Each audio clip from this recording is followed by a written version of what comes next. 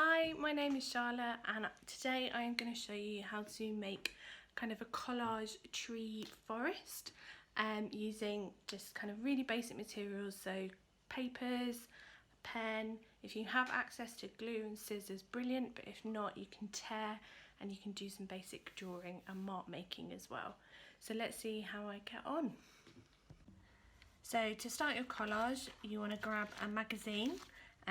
If you have access to a couple of coloured pieces of paper. If you've been watching some of my other videos, you might have some drawings or some pattern papers that you might be happy to cut or tear up and use in today's kind of collage. You'll also need a piece of paper. If possible, grab a glue stick. We're going to do some tearing, but some scissors are also useful. And a pencil or a pen. You can use a biro, anything. I've gone for a Sharpie, but you can use any kind of drawing pen that you can grab hold of. So let's get started. I'm gonna first find a picture in this magazine, and because I've gone for some greens, I think I'm gonna stick with it, that kind of colour palette. So I'm going to tear that page out and I'm going to focus on getting this area. So you can go for a really kind of round shape, or you can just kind of tear a bit more freely. To be honest, I've not seen that many perfectly round trees in existence.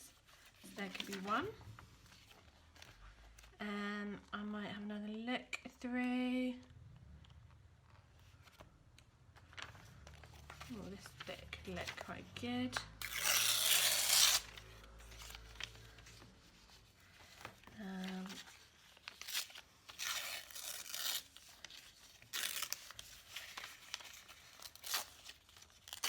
Might make a mini tree. Oh, that's quite, yeah. Kind of like those trees that you see in Italy, like those long skinny ones.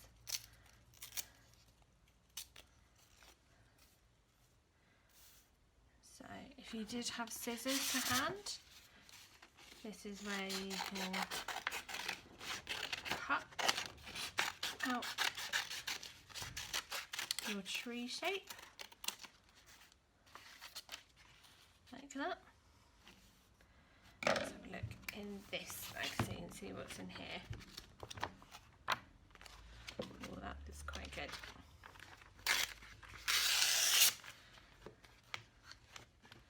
So I'm trying to focus on all the spring and summer tones and trying to kind of bring a little bit of summer into my flat at the moment.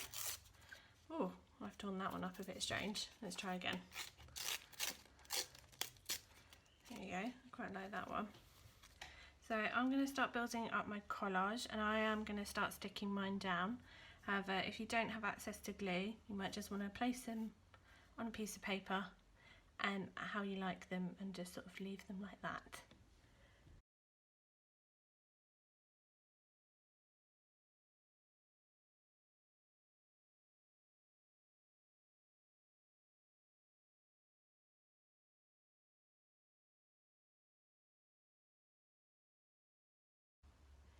So now we've got our kind of basic tree shapes, either cut or torn.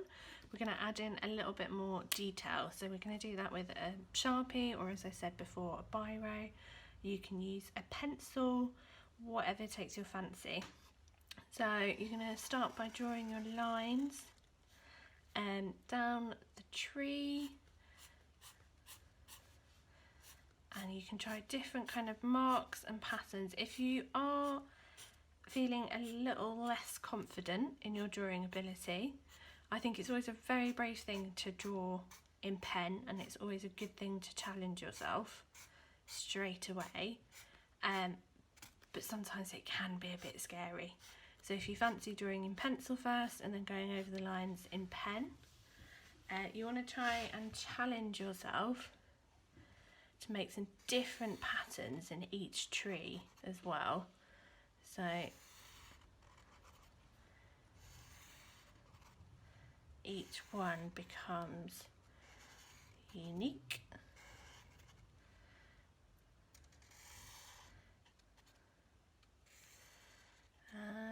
You might have a view where you can see some trees, and you might kind of take them as your inspiration.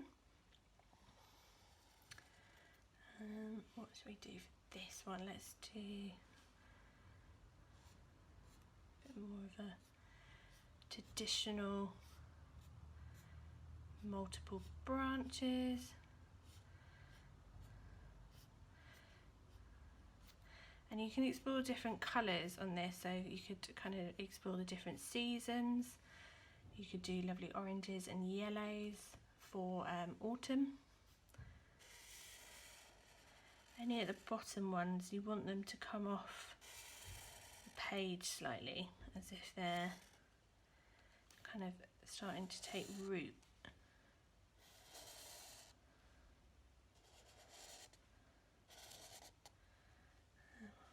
I quite like that one, but I'm about to take it longer.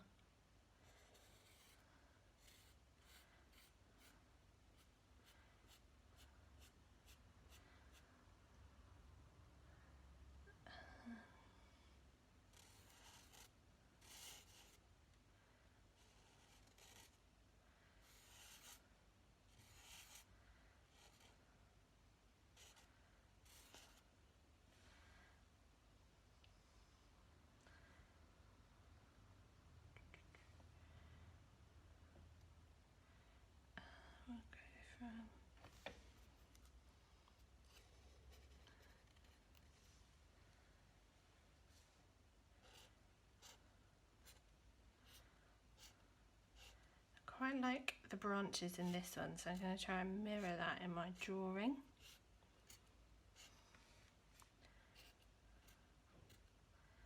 And then, so I've got 4 more to do.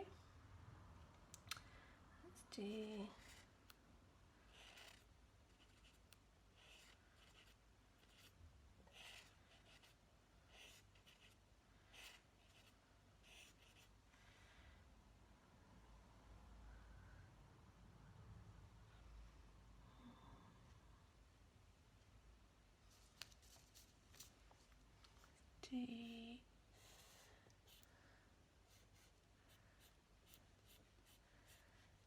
that on there. If you've got access to different drawing materials as well, so like biros, Collage pens, you might choose to do each one of these in a different drawing material. That could be quite fun. And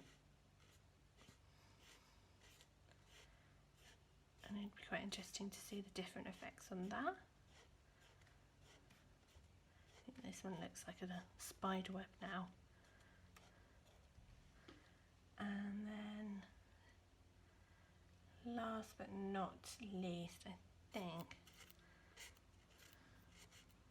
do something like this.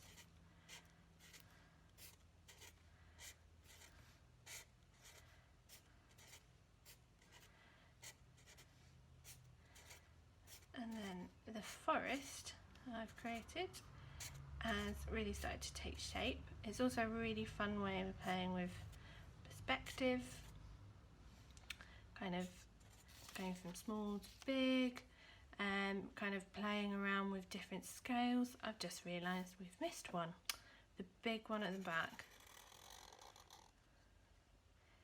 So what should I do for this last one? I think something of it. Oh.